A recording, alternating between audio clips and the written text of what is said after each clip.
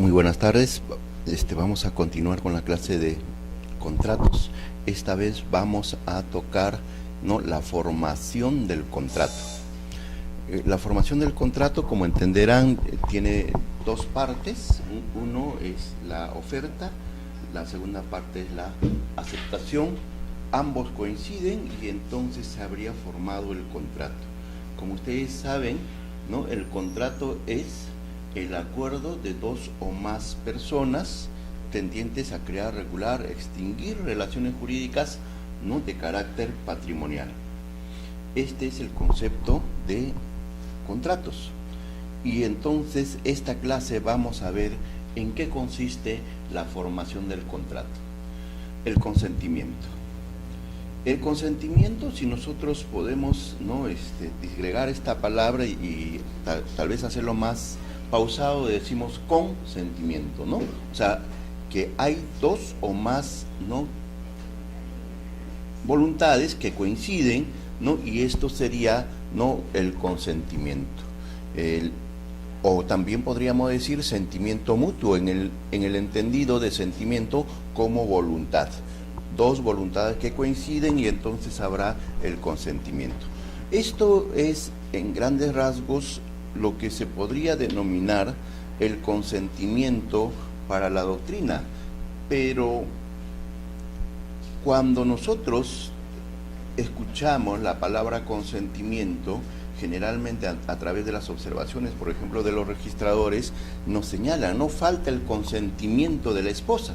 Y esto también significa dar una aceptación a algo que ya está establecido. Entonces, dar una aceptación a un contrato, a una oferta, ¿no?, también se entiende como consentimiento. En este caso, nosotros vamos a entender el consentimiento no como el adherirse a un acuerdo o adherirse a cierta voluntad, sino que vamos a tener como entendido como coincidencia de dos voluntades. ¿Y qué cosa es una voluntad?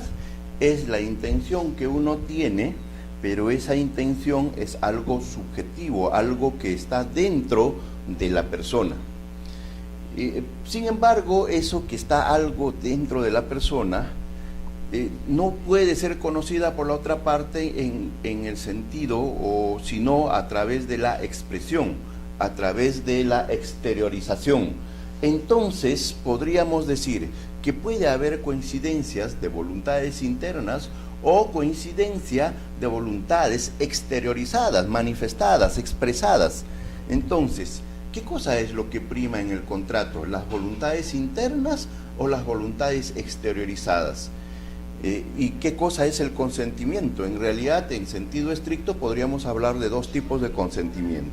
Un consentimiento de voluntades internas, donde el querer, la intención de cada una de las partes coincide, ¿no?, pero en el entendido de voluntad interna. Pero también podríamos hablar que cada una de esas partes que tiene una intención las exterioriza, y esa exteriorización de ambas partes, de las voluntades de ambas partes, también coinciden. Entonces llamamos consentimiento ahí también, pero de voluntades expresadas o exteriorizadas. ¿Qué es lo que importa en el derecho, no? ¿Qué es lo que importa en materia de la contratación? ¿Las voluntades expresadas o las voluntades internas? Lo que realmente importa, ¿no?, es, en principio, ¿no?, las voluntades exteriorizadas, que en buena cuenta el Código Civil está manifestando que esa voluntad exteriorizada coincide con la voluntad interna. En todo caso, si bien el ordenamiento jurídico protege la voluntad exteriorizada, no es su intención dejar de lado, ¿no?, también la voluntad interna. En tal caso, lo que debe pasar, conforme señala el Código Civil, es que si hay una disconformidad entre la voluntad manifestada y la voluntad interna, la parte debe probarlo, ¿no? Debe probarlo.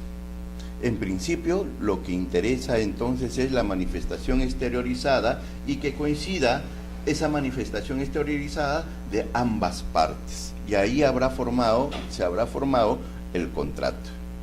¿Qué cosa es el disenso, no? ¿Qué cosa es el disenso? Un tema general, un tema que siempre, ¿no?, nosotros escuchamos.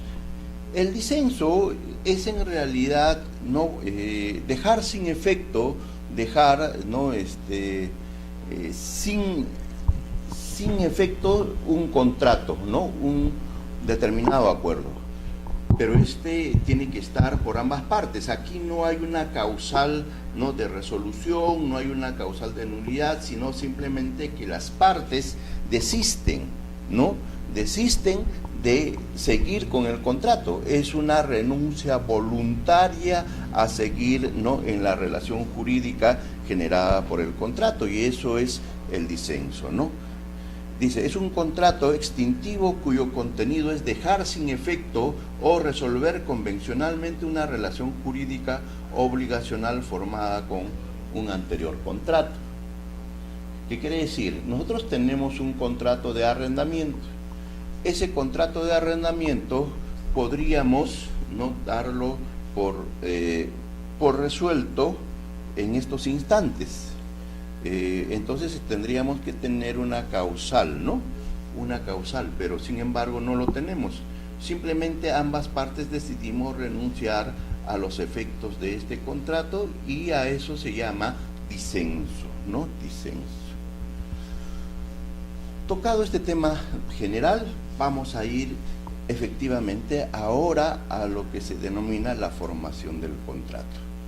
Para ver la formación del contrato tenemos que ponernos en dos situaciones, y generalmente estas dos situaciones se conocen como formación instantánea del contrato y formación progresiva del contrato, que son dos cosas totalmente diferentes. Cuando dos personas, o cuando uno que quiere comprar un artefacto, por ejemplo, va a una tienda comercial, está el vendedor por un lado y nosotros que queremos comprar por el otro lado.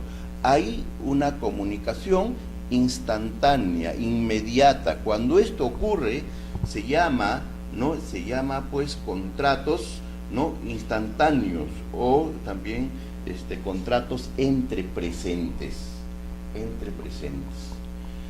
o contratos inmediatos. Cuando esto ocurre, generalmente las manifestaciones de cada una de las partes instantáneamente es conocida por la otra parte, de tal manera que no vamos a tener problemas en la formación del contrato.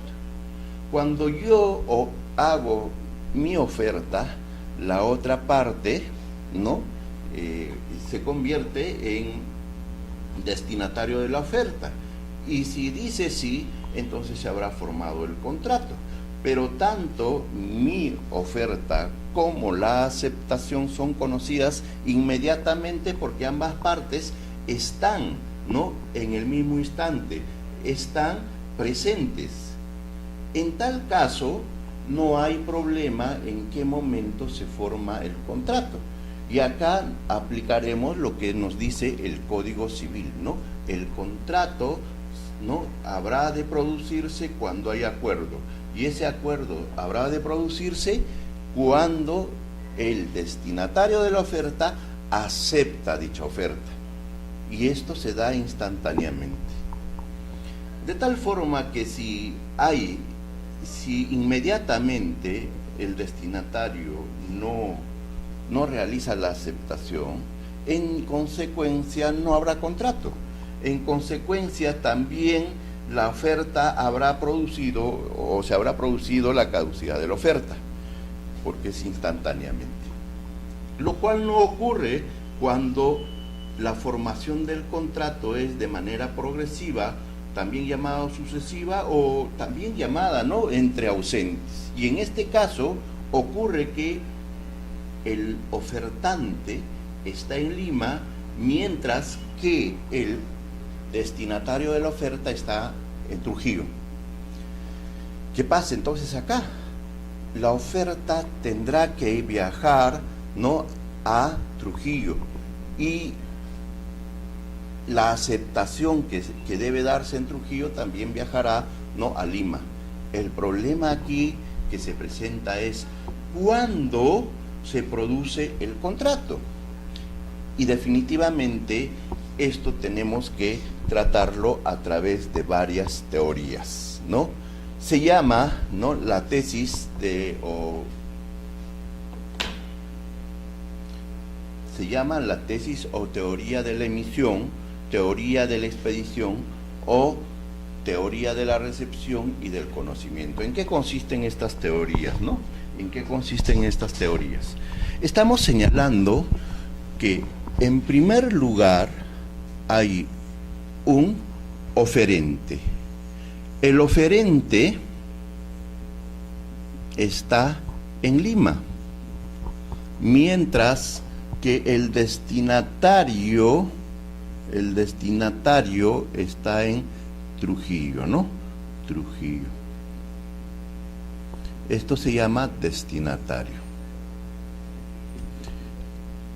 ¿Listo? Entonces, si ambas partes, habíamos señalado, están presentes, están en comunicación instantánea, hay una inmediación, entonces hablamos de contratos entre presentes y no hay problema en cuanto al surgimiento del contrato, porque cuando la parte destinataria dice acepto la oferta, en ese momento se habrá producido el acuerdo y generado el contrato. Pero cuando nosotros estamos en Lima, oferente, y el destinatario está en Trujillo, ahí hay un problema. El problema surge de la siguiente manera. Vamos a llamar a esta persona Juan, mientras que la otra persona Pedro, ¿no? Los clásicos de la Iglesia Católica, ¿no? Juan y Pedro.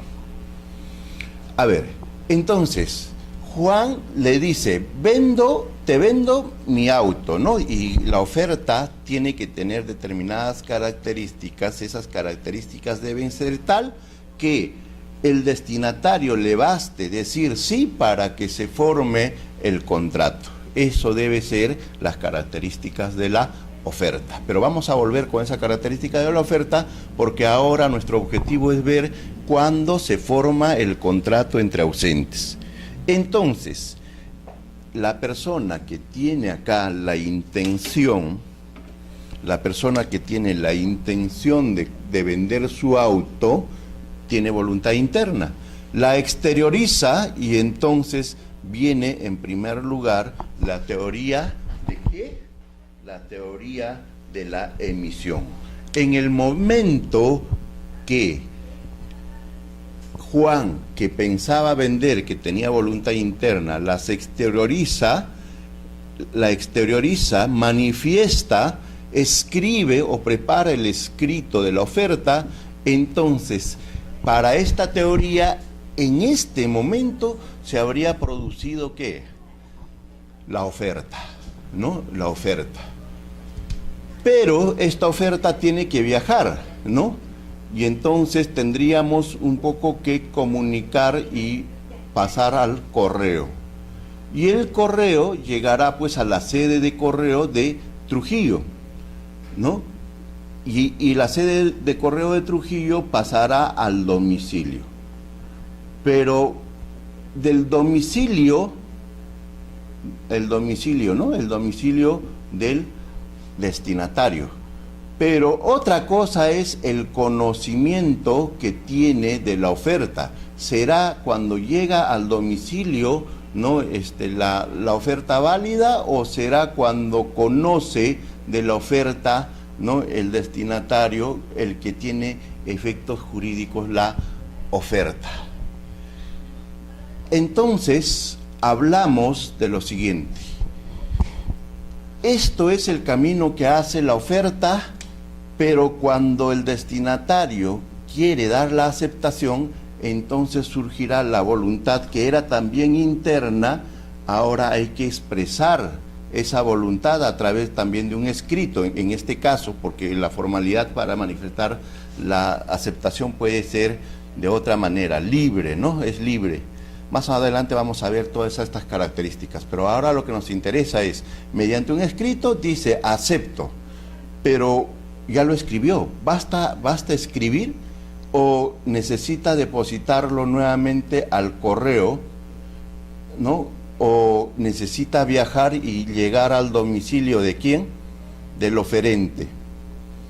O necesita todavía un paso más. ¿Cuál es el conocimiento? ¿El conocimiento de qué?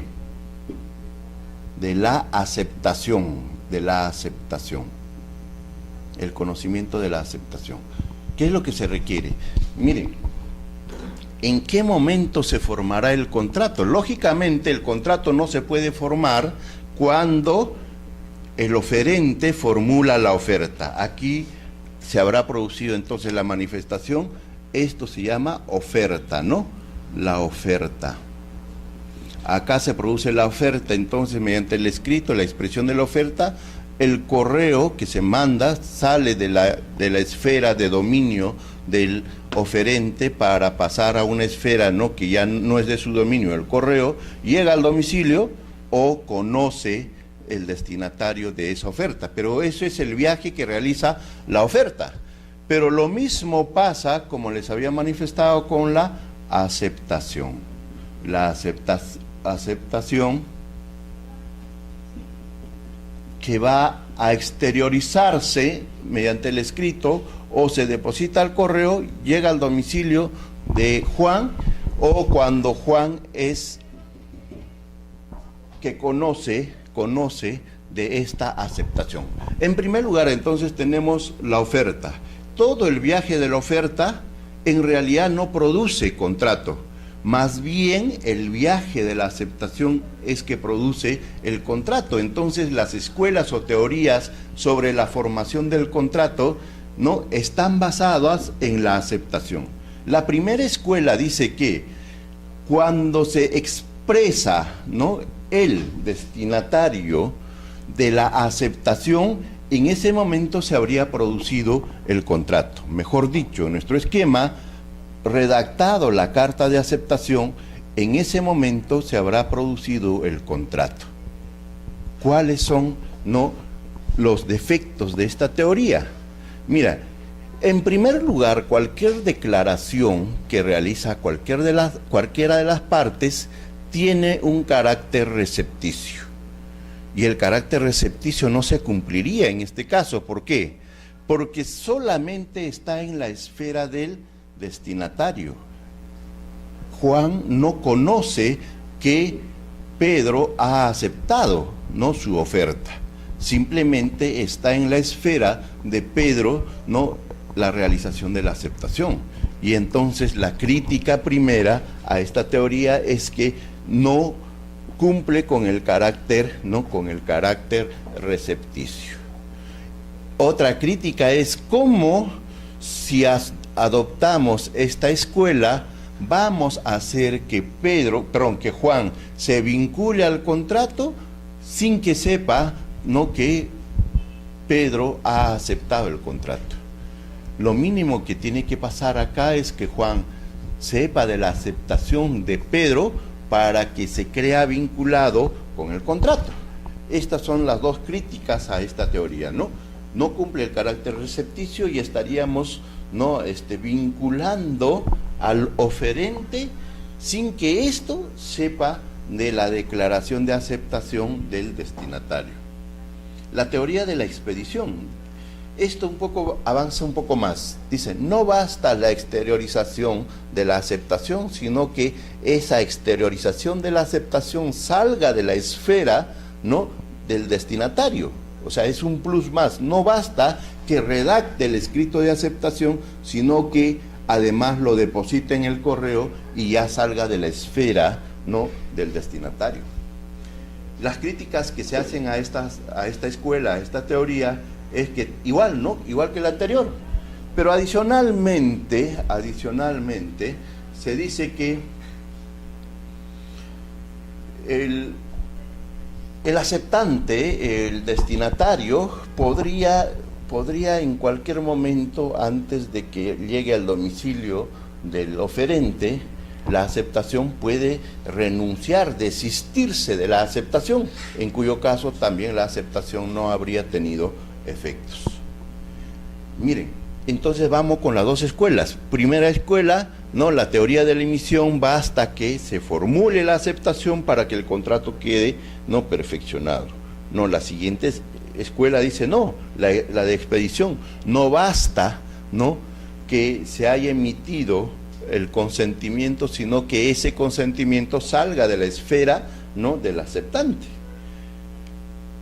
La tercera escuela avanza un poco más y dice, no basta que salga, ¿no?, de la esfera del destinatario, de la esfera de Pedro, que lo deposite en el correo, sino que además, ¿no?, de salir de la esfera, lo que tiene que pasar es que el oferente, quien planteó la oferta, debe recibir la aceptación en su domicilio, ¿no? Esto es lo que casi todas las escuelas, ¿no?, tienen, ¿no?, la teoría de la recepción. Se entiende perfeccionado el contrato cuando la aceptación llega al domicilio del oferente, ¿no? Miren acá, también, ¿no?, tiene críticas. Uno dice, no se da un verdadero encuentro de consentimientos. ¿Qué habíamos dicho, no? Habíamos dicho que el consentimiento era la coincidencia de voluntades, pero ¿cómo van a coincidir las voluntades si el oferente, Juan, no conoce todavía de la aceptación? La aceptación ya llegó al domicilio, pero todavía no lo ha leído, todavía no lo ha visto, y entonces, ¿cómo es que hay, ¿no?, una coincidencia de las voluntades si él todavía no conoce de cuál es el sentido? Si al abrir la carta, ¿no?, resulta que el destinatario, Pedro, no aceptaba la oferta. Entonces, ¿cómo vamos a entender perfeccionado una vez que llegue al domicilio? Lo mínimo que tendríamos que saber es que el sentido de esa comunicación es positiva, pero en ese caso no sabemos, ¿no? Entonces esto es lo que nos señala la segunda, pues, crítica, ¿no? Dice, la declaración de voluntad recibida puede ser afirmativa o negativa, ¿no? Nosotros debiéramos saber que el sentido es afirmativo para decir que se ha producido el contrato, porque si el sentido de esa comunicación es negativa, no hay coincidencia de voluntades, y si no hay coincidencia de voluntades, no hay contrato. La tercera crítica dice, ¿no?, que se hace depender esta formación del contrato de un hecho puramente material, ¿no?, cuál es la llegada de la comunicación al domicilio del oferente, cuando en realidad lo que debe pasar, como la doctrina dice, debe haber la coincidencia de voluntades, y eso se da efectivamente cuando la persona abre esa comunicación y conoce del sentido positivo de esa comunicación.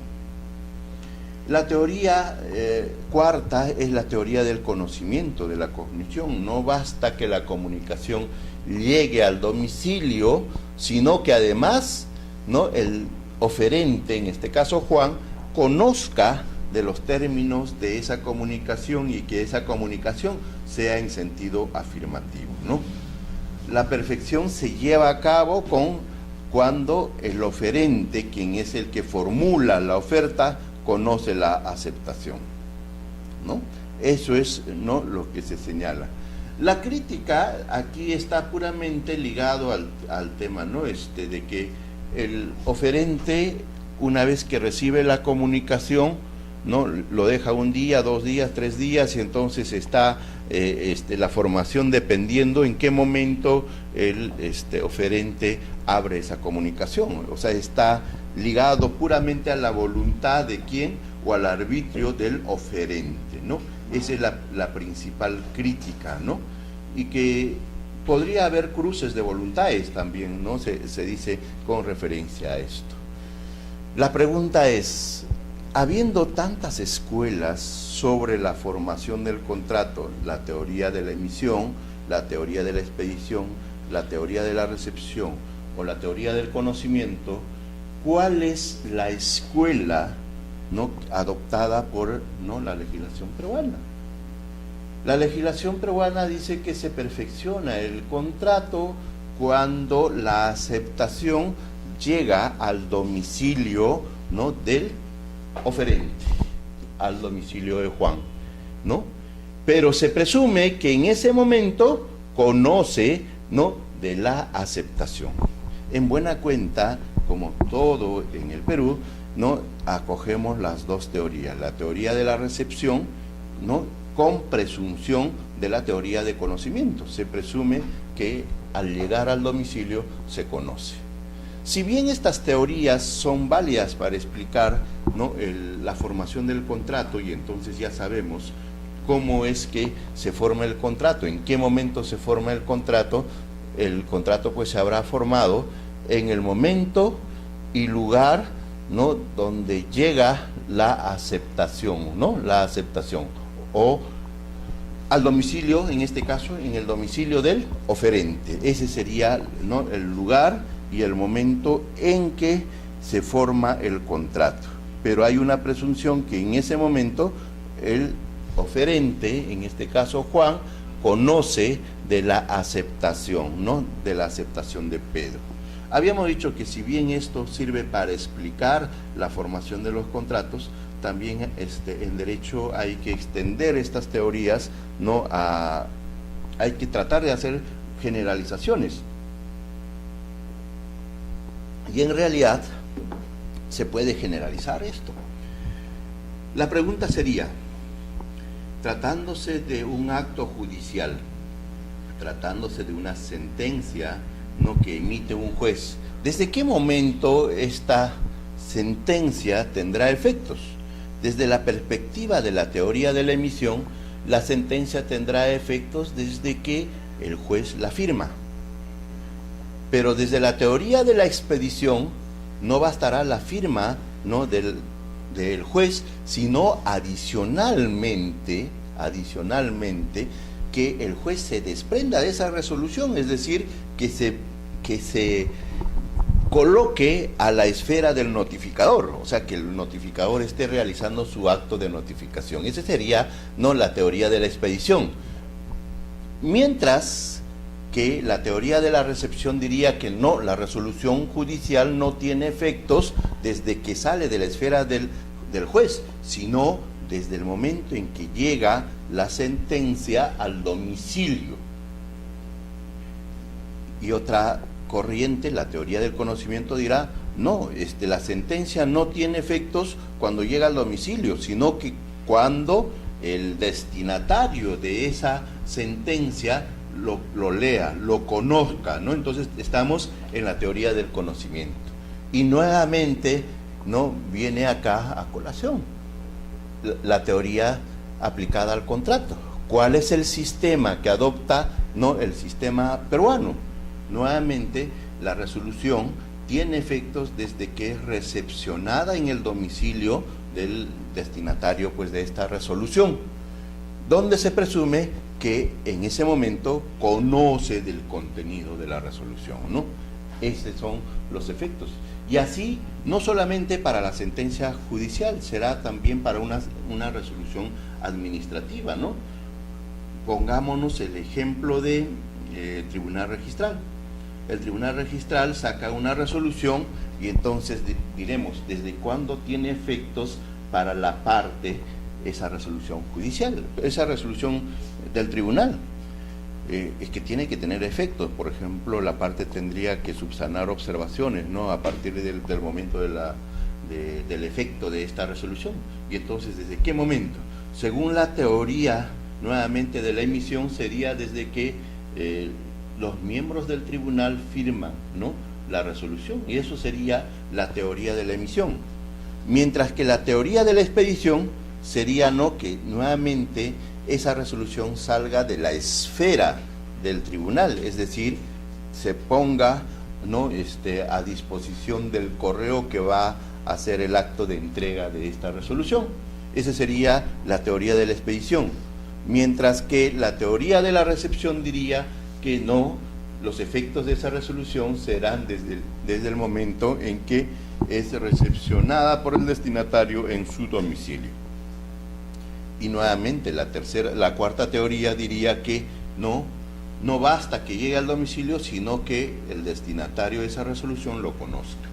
Desde esa perspectiva, nuevamente decimos, ¿desde cuándo tiene efectos? Las normas registrales han establecido que los efectos de la resolución tendrán desde el momento en que llega al domicilio del destinatario. Y como ven, no solamente estas teorías se aplican, ¿no?, a los contratos, sino a las resoluciones judiciales, a las resoluciones administrativas y también a las declaraciones. Supongámonos que estamos en un caso de conciliación, lo mismo será, ¿no? Ese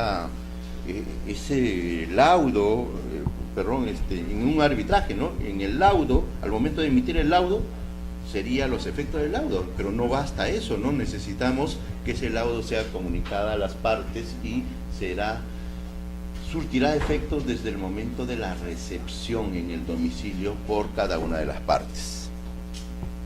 Listo, esto es el tema de las teorías. Ya sabemos en qué momento se forma el contrato, ¿no? En qué momento se forma el contrato.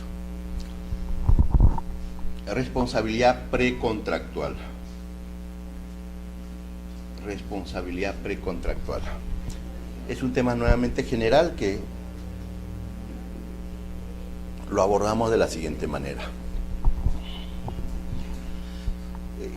¿Qué significa que alguien es responsable? La responsabilidad tiene que ver, ¿no?, con la asunción de efectos jurídicos. Alguien es responsable en la medida que se hace cargo de los efectos producidos por su actuación. En este caso, habrá responsabilidad precontractual cuando la persona que causa daños al momento de la negociación esté reparando el daño.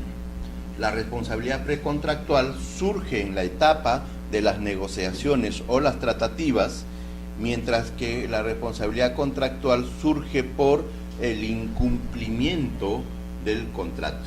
En realidad, cuando hablamos de responsabilidad, ¿no?, postcontractual, nos estamos refiriendo a la ejecución de la relación jurídica, ¿no?, que en buena cuenta también debiéramos considerarlo como responsabilidad contractual.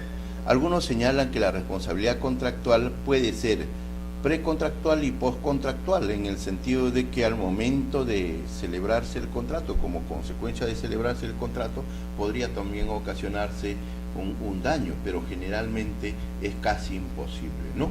Lo que sí se puede tener es una responsabilidad en las tratativas al momento de que una de las partes decide ya no contratar, ¿no?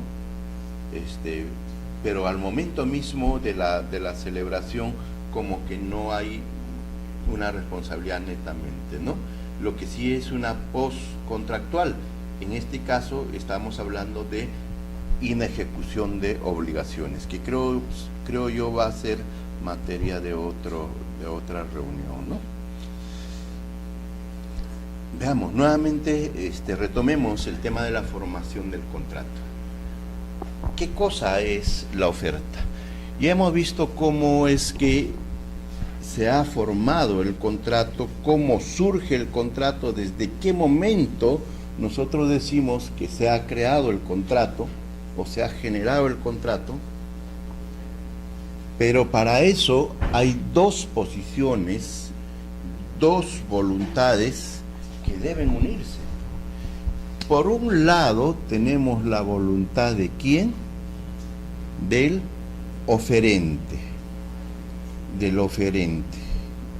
y por otro lado la voluntad del destinatario, así se llama, ¿no? Uno es el oferente y el otro es el destinatario de la oferta, destinatario, ¿no?, de la oferta. Ya habíamos puesto a los clásicos de la iglesia, Juan y Pedro, ¿no? Y Pedro. La oferta es la manifestación de voluntad ¿de quién?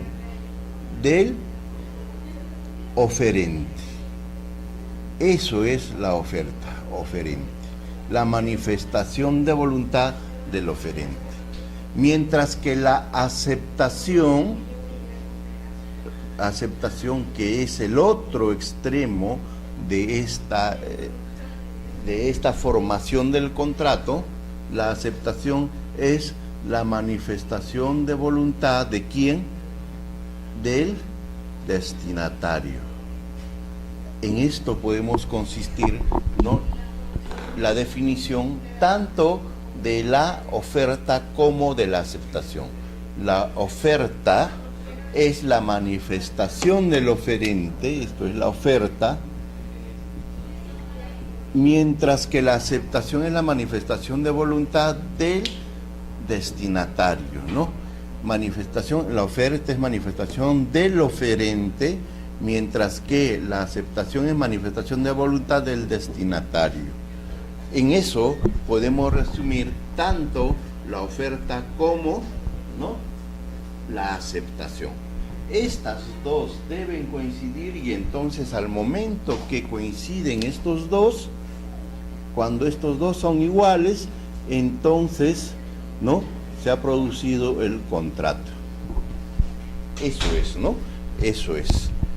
Entonces, la manifestación, la oferta es la manifestación de quien toma la iniciativa en forma idónea para concluir un contrato. Lógico. El oferente es quien toma la iniciativa. El oferente también es conocido como ofertante, oferente, proponente. Estos son, ¿no?, los nombres que recibe el oferente. Oferente, ofertante o proponente. Él es el que toma la iniciativa de celebrar el contrato. El concepto más completo sería que la oferta es una declaración de voluntad en la que el oferente manifiesta su intención de alcanzar la formación del contrato y establece requisitos necesarios, ¿no?, para que al que quiere llegar, ¿no?, al que quiere llegar, de manera que quedará formado si recae una aceptación. Hace rato habíamos manifestado que la oferta debe ser de tal manera que se forme el contrato con la sola aceptación del destinatario. Mejor dicho, con el solo sí, en este caso ya no es de la niña, sino del destinatario, se formará, ¿no?, el contrato. ¿Qué requisitos debe reunir la oferta para ser tal? La oferta debe reunir los siguientes requisitos. En primer lugar, la oferta debe ser recepticia. ¿En qué consiste este carácter? La oferta no es una manifestación de voluntad unilateral, ¿no? Es una manifestación de voluntad destinada a crear efectos siempre que el destinatario de esta acepte.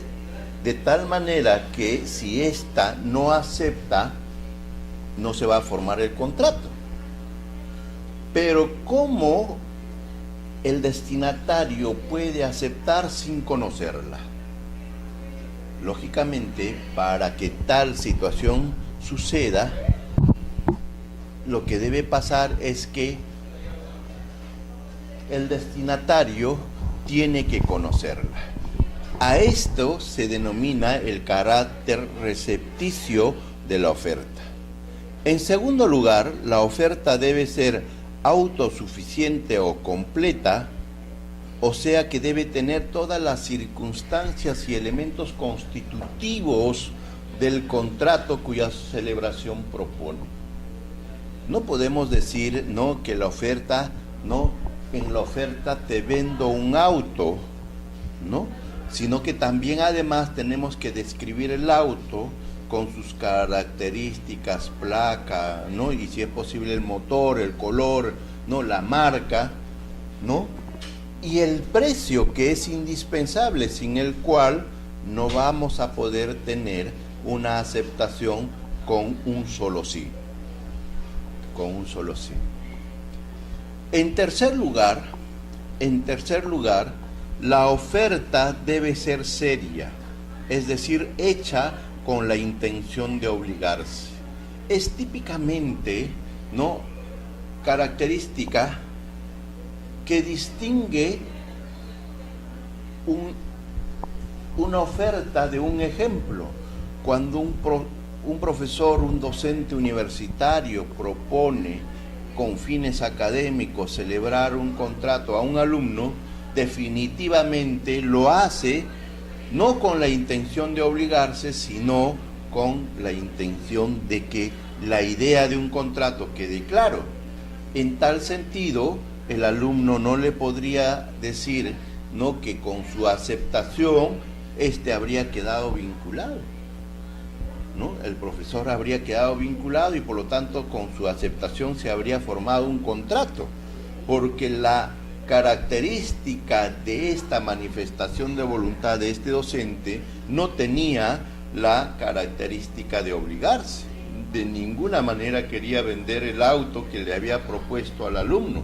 ¿Por qué? Porque era un ejemplo. Que la oferta guarde la forma que la ley exige para la celebración del contrato. Señores, con referencia a este tema, la oferta, así como el contrato, es libre en principio, salvo, claro está, que si el contrato requiere una formalidad, entonces la oferta, estamos hablando, debiera tener la misma formalidad del contrato. Ya sabemos que si se trata de contratos entre ausentes, ¿no?, acogiendo la teoría de la recepción, el contrato se habrá formado al momento en que la comunicación, la aceptación del destinatario llegue al domicilio del oferente. Si el contrato era una donación y el destinatario, en este caso Pedro, estaba formulando aceptación a esta donación, lógicamente, llegado la comunicación escrita, ¿no?, en documento simple al domicilio del oferente, lógicamente no se habrá formado un contrato. ¿Por qué? Porque le faltaría la formalidad, ¿no? ¿Cuál sería la formalidad? La formalidad tendría, conforme el Código Civil, tendría que ser por escritura pública. Tanto la oferta como la aceptación debieran tener la formalidad de la escritura pública para que, llegado la comunicación de la escritura pública al domicilio del oferente, se haya producido el contrato. Caso contrario, no hay contrato. Habrán tratativas, ¿no?, y definitivamente habrá el acuerdo, pero el acuerdo no producirá los efectos de donación, sino cuando las partes concurren a la notaría y otorgan y firman, ¿no?, la escritura pública.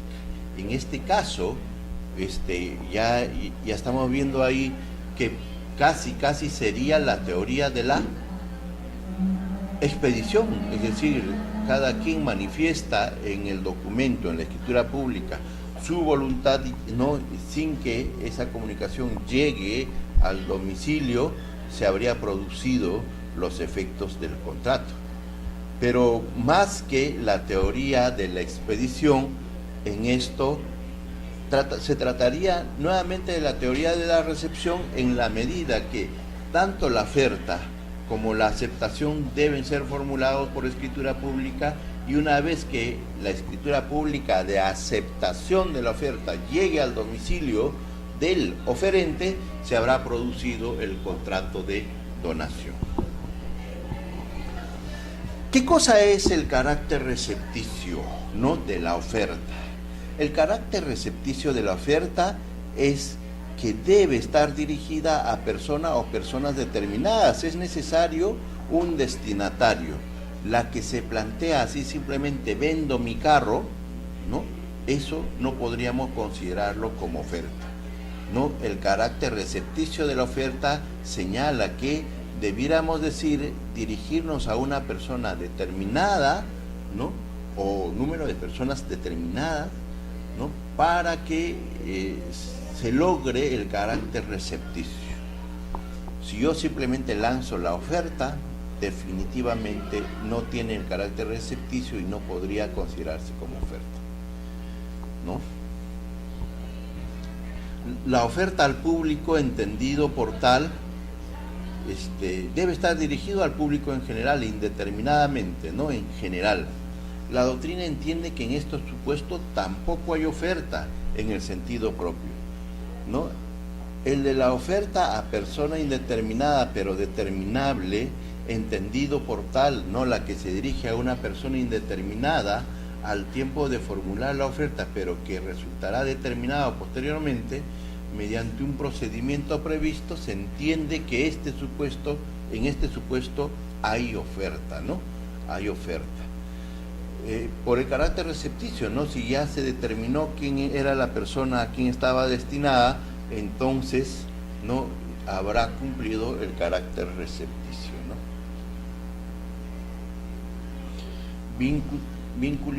Ay, caramba, a ver, vamos.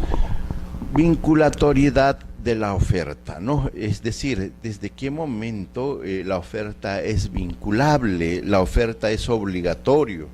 En principio se dice que la oferta, al ser una manifestación de voluntad, es libre, ¿no? Es libre. No debiera tener un efecto vinculante a quien lo emite, ¿no?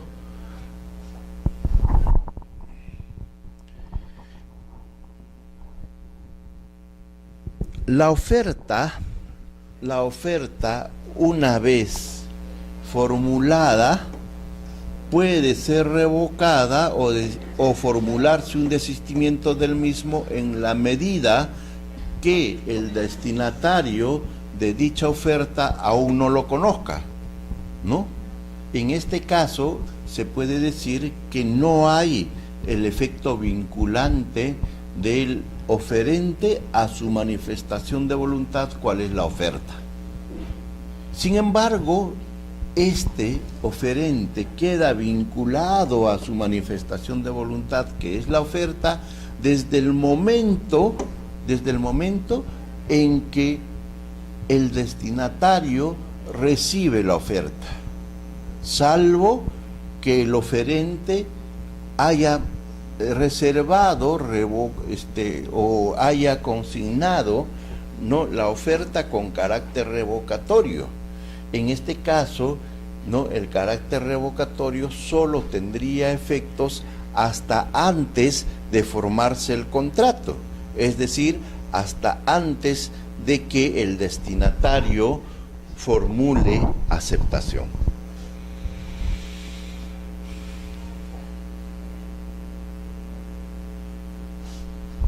¿Listo?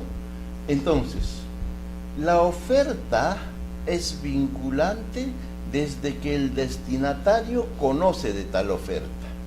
Antes podría haber desistimiento. Lo que el Código Civil señala es que el oferente puede desistirse, ¿no?, en la medida que ese desistimiento o revocatoria de la oferta llega antes de que el destinatario lo reciba en su domicilio, como ya hemos señalado la teoría de la recepción, ¿no? Antes que llegue al domicilio del destinatario, o conjuntamente.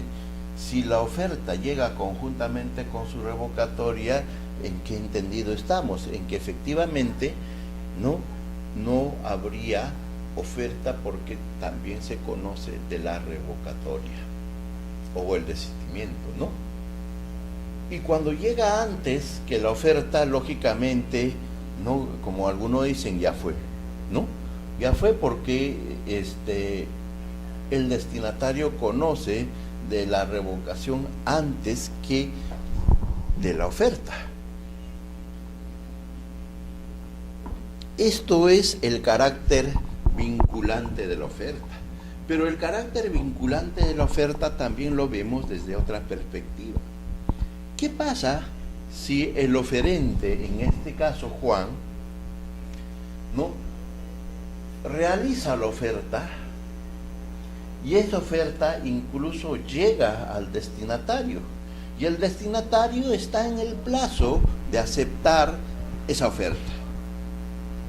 Y Juancito muere o queda incapaz. Esa oferta le vincula a Juan, porque Juan, o en todo caso, ya Juan está muerto, puede vincular a sus sucesores. A esto se llama lo que se denomina la autonomía de la oferta. Una vez producida la oferta, ¿no?, esta es vinculante para quien lo formule, a menos pues que haya señalado el carácter revocatorio de dicha oferta.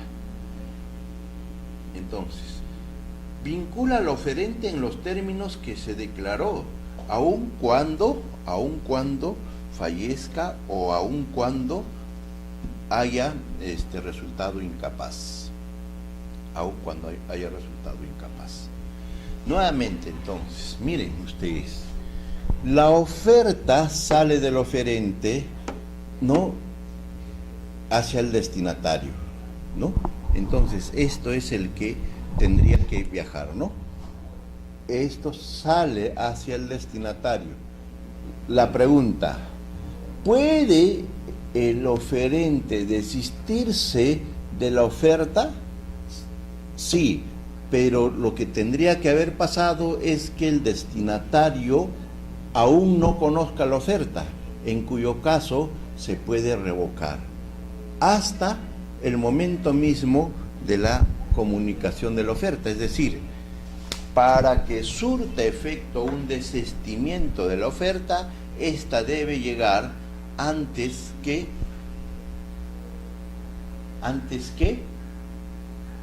la oferta o conjuntamente con la oferta, ¿no? Estos son los casos que debiéramos ver. Para que proceda el desistimiento de la oferta, ¿no?, o también llamado caducidad de la oferta, ¿no?, revocatoria de la oferta, esta comunicación de revocatoria o desistimiento de la oferta debe llegar antes o conjuntamente con la aceptación al domicilio del destinatario. Pero ¿qué pasa si ya llegó con posterioridad? Si ya llegó con posterioridad y está en el plazo todavía que se le había señalado de la oferta, en este caso el destinatario puede aceptar, ¿no?, porque ya está siendo vinculante la oferta, en cuyo caso, si acepta, se habrá formado el contrato, ¿no? Si acepta, se habrá formado el contrato. ¿Listo? Lo que ocurre con la oferta también podría ocurrir con la aceptación, ¿no? Lo que ocurre con la oferta también podría pasar con la aceptación. ¿Qué pasa? El destinatario, Pedro, acepta, depositó la carta, ¿no?, en contratación entre ausentes en el correo, pero cuando está viajando la aceptación hacia el oferente, el destinatario, Pedro, se desiste, ya no quiere celebrar el contrato, ya no quiere aceptar. La aceptación, el desistimiento de la aceptación tendrá efectos si llega antes el desistimiento de la aceptación, ¿no? Tendría efectos si llega antes. Acá también entonces lo que estaría pasando, ¿qué cosa es? La aceptación está viajando hacia el oferente. Pero si llega la revocatoria de esta aceptación antes que la aceptación o conjuntamente con la aceptación al domicilio del oferente, entonces habría desistimiento o revocatoria de la aceptación.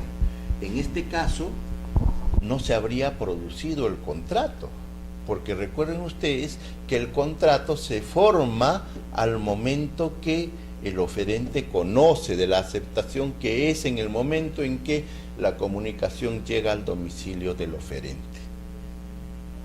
En este caso no se habría producido. Si no cumple con el contrato el destinatario Pedro, habría incurrido o estará incurriendo en un incumplimiento de contrato.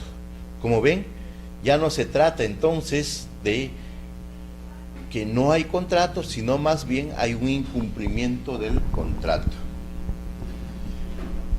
Miren, ¿qué pasa con las ofertas?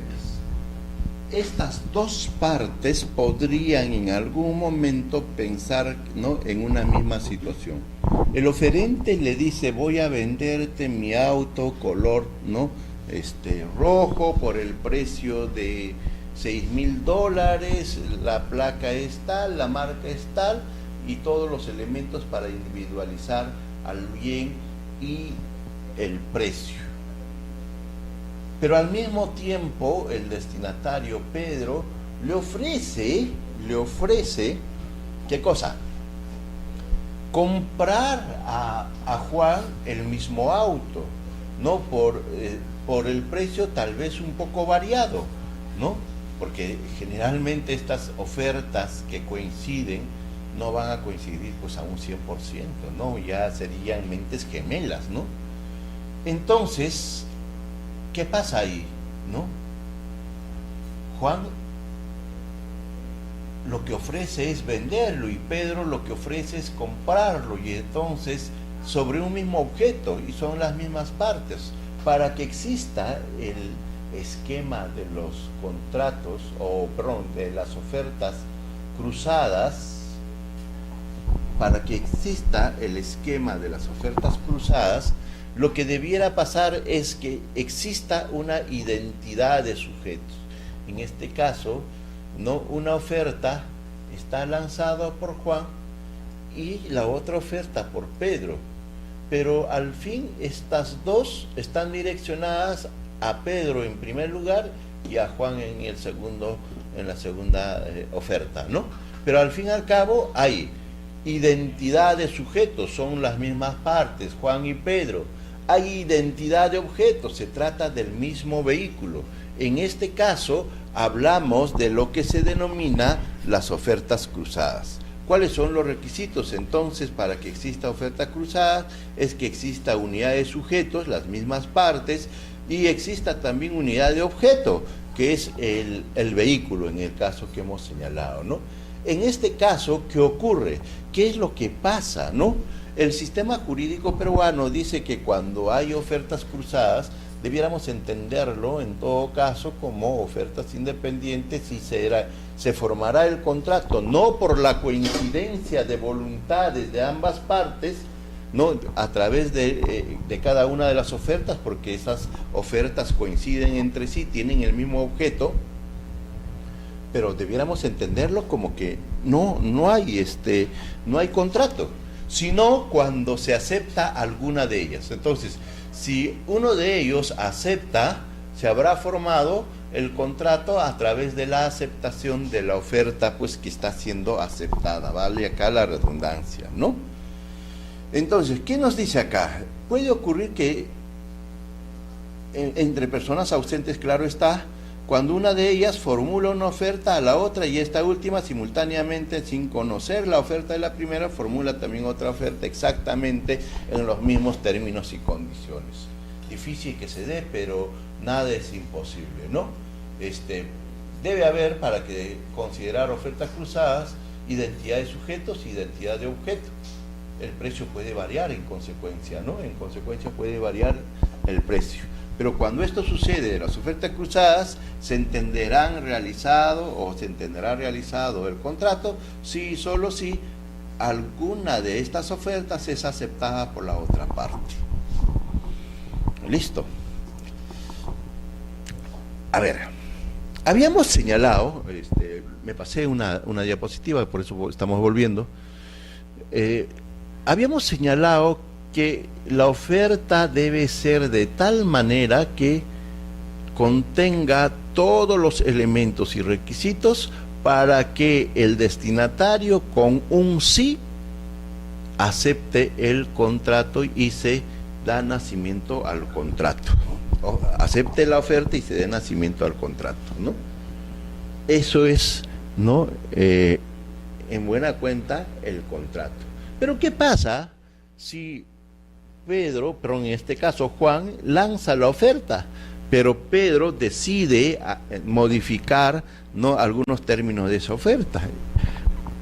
Juan tiene 2 autos, ¿no?, y le ofrece vender pues el auto azul, pero Pedro le dice, no, mejor el auto verde. Y entonces hay un cambio, ¿no? La aceptación no ha sido pura, ha sido en todo caso condicionada, si se quiere llamarlo así, ¿no? Entonces, acá no se ha producido una coincidencia de voluntades. Entonces, acá no hay contrato, a pesar que uno quiere vender el auto, su auto, y a pesar que el otro quiera comprarle su auto.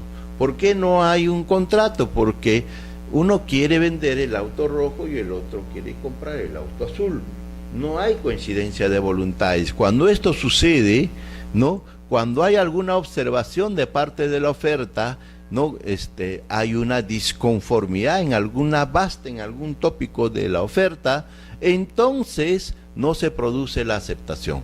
Y si no se produce la aceptación, ¿qué pasa con esa oferta? Se convierte, o ¿qué pasa con esa aceptación así a grande rasgo que se llame, no aceptación? Con la manifestación de voluntad mejor del destinatario.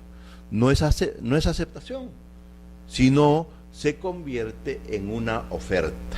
Por lo tanto, el contrato ya no se formará con la voluntad del destinatario de Pedro, sino con la voluntad de Juan, que en este caso, de oferente de la primera oferta, se convirtió en destinatario de la segunda oferta, que es más o menos la variación de la oferta primigenia, ¿no? Esto es lo que se denomina una contraoferta. Cuando la oferta no se acepta en los mismos términos, pura y simple, entonces cualquier variación que proponga el destinatario debe entenderse como una contraoferta. En consecuencia, todo lo que está proponiendo el destinatario se convierte en una contraoferta y entonces la aceptación se producirá por parte de Juan, ¿no? Por parte de Juan. Y en ese momento se habría formado el contrato. Entonces, en estos casos hay que esperar un poco más, ¿no? Un poco más. Ofertas alternativas, ¿no? Que no son obligaciones alternativas, que hay que diferenciarlo plenamente esto, ¿no? Las obligaciones alternativas, ¿no?, el centro de la relación contractual, hay más, ¿no?, de 2 prestaciones, 2 o más prestaciones, ¿no?, donde la parte deudora debe cumplir uno solo, pero donde cada una de las prestaciones están en el mismo nivel, hay una pluralidad de prestaciones, pero solamente se debe cumplir una. En este caso no estamos en ese supuesto, ¿no? En este caso, lo que estamos diciendo es que hay, ¿no?, ofertas alternativas por parte del oferente, es decir, el oferente le dice, te vendo el auto rojo o el auto azul. Hay una alternativa de oferta, pero el destinatario no está obligado a aceptar todos. Tampoco lo puede aceptar porque lo que está formulando el oferente es una oferta alternativa que solamente está proponiendo venderle el auto azul o el auto rojo, no los 2 autos, uno solo, ¿no? Pero el contrato se va a celebrar respecto de la aceptación de uno de ellos. Los 2 no van a ser el centro del contrato, sino que solamente uno, pero ese uno se debe elegir entre los propuestos, ¿no?, ¿de qué? Por Juan. De tal manera que aquí tendríamos que hacer una aclaración. Si bien esta oferta, estas 2 ofertas, pueden ser complementarias, pero cada uno en sí deben formularse de tal manera que nuevamente que cuando el destinatario acepta cualquiera de los dos, lo que debe hacer es formarse el contrato, ¿no? Debe dar nacimiento al contrato.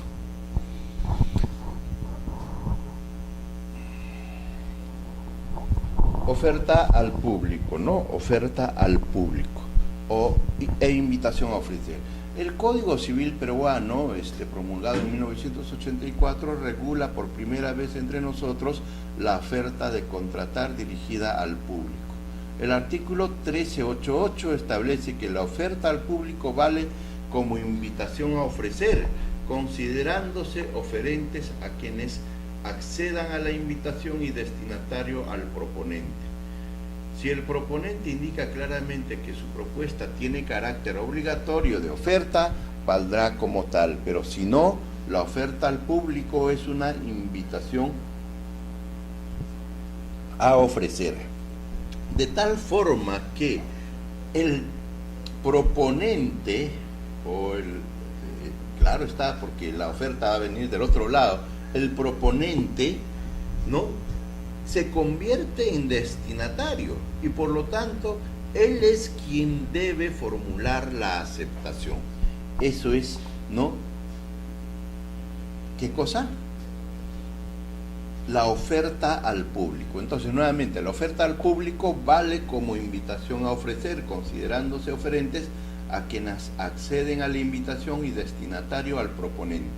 Miren, como que el proponente es destinatario, entonces el proponente es quien tiene que aceptar, ¿no?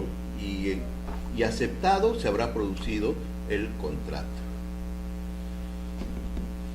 Caducidad de la oferta. La oferta requiere de un periodo de vigencia, ¿no?, a fin de que durante ese periodo se produzca la aceptación. En buena cuenta, el Código Civil no ha señalado cuál es el periodo de la oferta, solo se ha limitado a decir, cuando las partes no han señalado, debe ser el tiempo que se empleó, por ejemplo, en el tema de la comunicación de la oferta, ¿no? Y debe durar, ¿no?, tanto para que llegue en los mismos términos que la oferta la aceptación al oferente, ¿no? Y no señala pues un plazo prudencial, pero en la práctica, cuando uno realiza una oferta, debiera señalar el plazo que tiene el destinatario para aceptarlo. Entonces, de esta manera, no producido el plazo, vencido el plazo y no habiéndose aceptado, se tiene como no efectuado el contrato.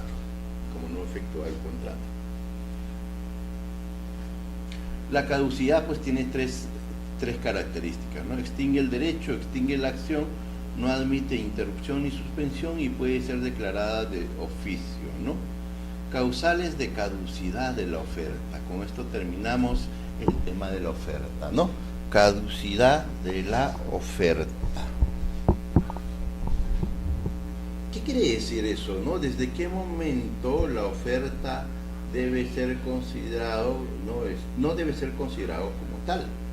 Si la propuesta se ha realizado a una persona que está en comunicación inmediata con el proponente, es decir, están cara a cara, están en una inmediación, están juntos inmediatamente, entonces la oferta caduca inmediatamente, ¿no?, instantáneamente, al no formular aceptación, ¿no?, el destinatario.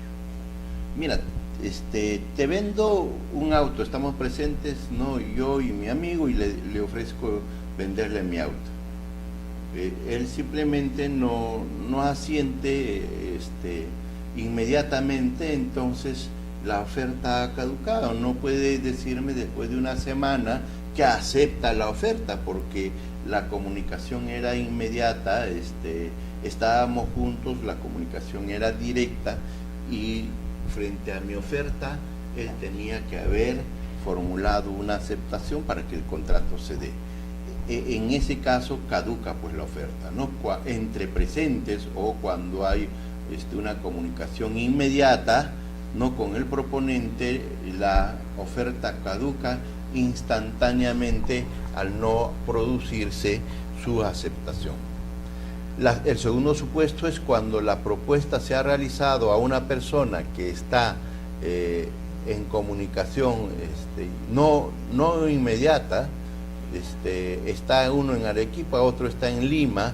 En este caso, la oferta caduca cuando hubiere transcurrido tiempo suficiente para que la respuesta llegue al oferente, ¿no? El mismo tiempo que viajó a Arequipa también debe ser el mismo tiempo empleado para el regreso de la aceptación. Vencido eso, el tiempo prudencial habrá caducado. Pero aquí podríamos entrar a un litigio porque la norma no ha sido muy clara, ¿no? Podría haber dicho, no sé, pues el término de la distancia más 2 días, etcétera, de una manera más clara, porque acá lo que simplemente dice el tiempo suficiente para que la respuesta llegue al conocimiento. ¿Y cuál es ese tiempo suficiente?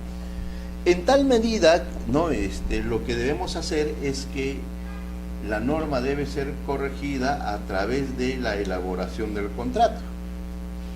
¿Y qué quiero decir con esto? Las partes en el contrato deben establecer el plazo de vigencia de la oferta. No es causal de revocación de la oferta que el destinatario de la oferta haya muerto o haya resultado incapaz. Hasta aquí entonces terminamos la oferta para continuar con la aceptación.